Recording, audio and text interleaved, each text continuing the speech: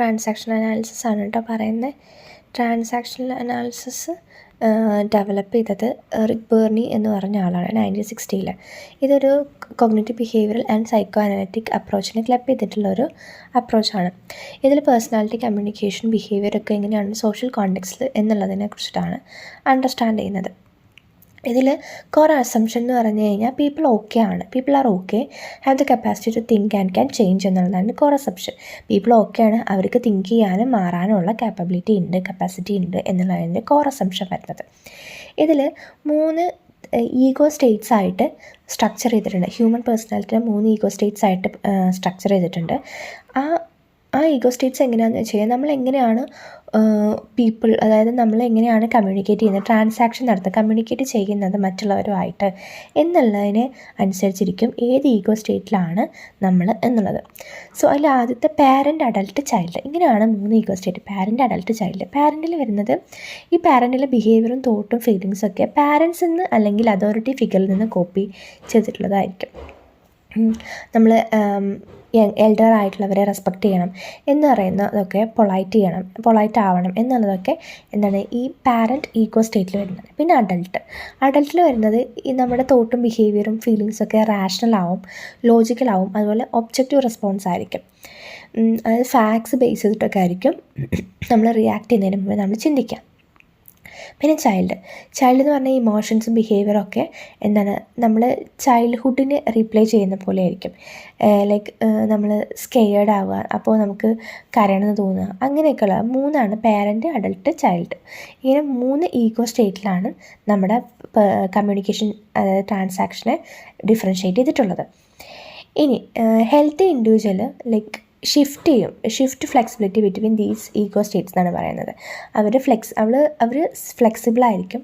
കാരണം healthy individual ഈ 3 സ്റ്റേറ്റിലൂടെയും എന്ത് ചെയ്യും, ഫ്ലെക്സിബിളായിട്ടായിരിക്കും മറ്റുള്ളവർ കമ്മ്യൂണിക്കേറ്റ് ചെയ്യുക, ട്രാൻസാക്ഷൻ നടത്തുക. ഇനി ടൈപ്സ് ഓഫ് ട്രാൻസാക്ഷൻ ഉണ്ട്. അതിൽ കമ്മ്യൂണിക്കേറ്റീവ് പാറ്റേൺ ഉണ്ട് ടൈപ്സ് ഓഫ് ട്രാൻസാക്ഷനിൽ. കോംപ്ലിമെൻ്ററി ഉണ്ട്, അതുപോലെ ക്രോസ്ഡ് ഉണ്ട്, അൾട്ടീരിയർ ഉണ്ട്. കോംപ്ലിമെൻ്ററി എന്ന് പറഞ്ഞു കഴിഞ്ഞാൽ നമ്മുടെ ego states match and communication flows logically.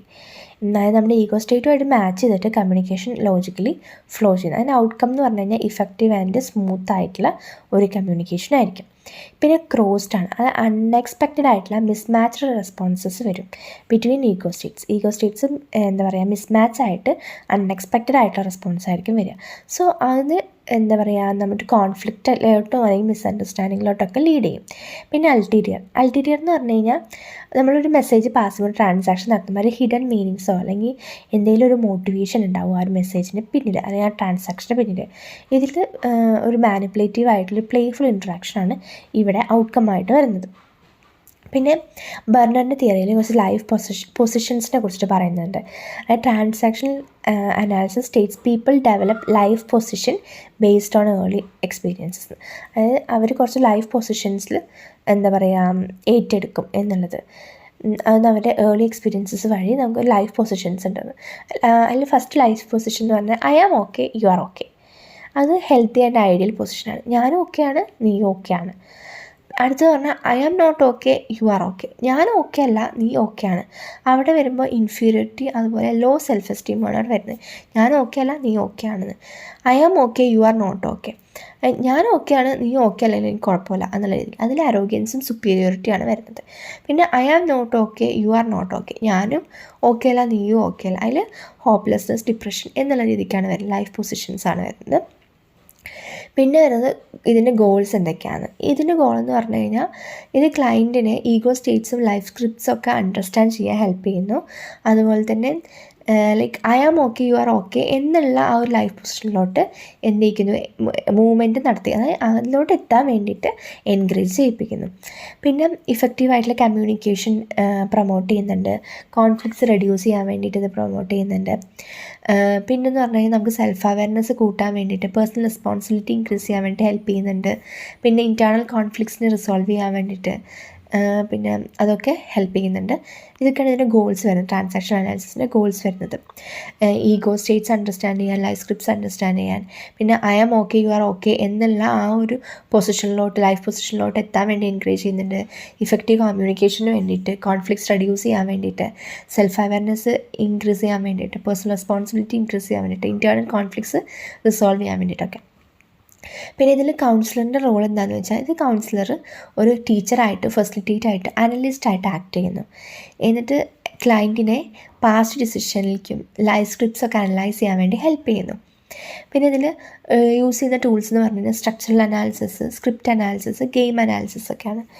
ഇത് ഒരു safe and equal therapeutic alliance build ചെയ്യുന്നുണ്ട്. ആൻഡ് ഓൾസോ ഇത് ഫോക്കസ് ചെയ്യുന്നത് ഹിയർ ആൻഡ് നൗ പ്രോബ്ലം സോൾവിങ്ങിനെയാണ്. അല്ല പാസ്റ്റ് ആയിട്ടുള്ള ഇവൻറ്റ്സിനെ അല്ല, ഹിയർ ആൻഡ് നൗ ഇപ്പോഴത്തെ പ്രോബ്ലംസിനെയാണ് ഇത് ഫോക്കസ് ചെയ്യുന്നത്. ഇതിൽ ഈഗോ സ്റ്റേറ്റ് അനാലിസിസ് എന്ന് പറഞ്ഞു കഴിഞ്ഞാൽ ടെക്നിക്സിലാണ് പറയുന്നത്. ഈഗോ സ്റ്റേറ്റ് അനാലിസിസ് എന്ന് പറഞ്ഞു കഴിഞ്ഞാൽ identify which ego state dominates behaviour. ഏത് ഈഗോ സ്റ്റേറ്റാണ് ബിഹേവിയറിനെ ഡോമിനേറ്റ് ചെയ്യുന്നത് എന്നുള്ളത് ഐഡൻറ്റിഫൈ ചെയ്യുക.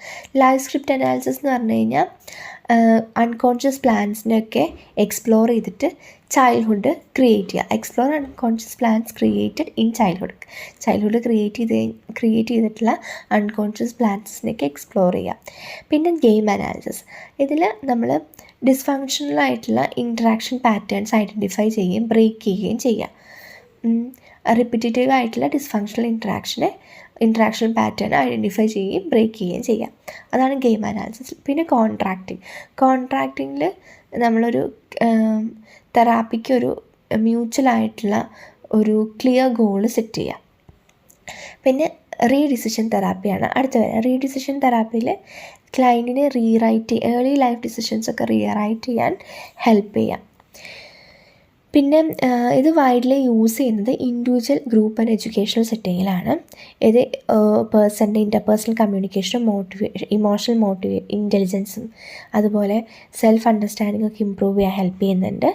പിന്നെ ടീച്ചേഴ്സ്, പാരൻസ്, പ്രൊഫഷണൽസൊക്കെയാണ് ലൈക്ക് ബിഹേവിയറൽ ഇഷ്യൂസൊക്കെ ആയിട്ട് വരുന്ന ആളുകളൊക്കെ ഉണ്ടല്ലോ, അവരെയൊക്കെ ഇതാക്കാൻ വേണ്ടിയിട്ട് ഇവരാണ് ഇത് കൂടുതൽ യൂസ് ചെയ്യുന്നത്.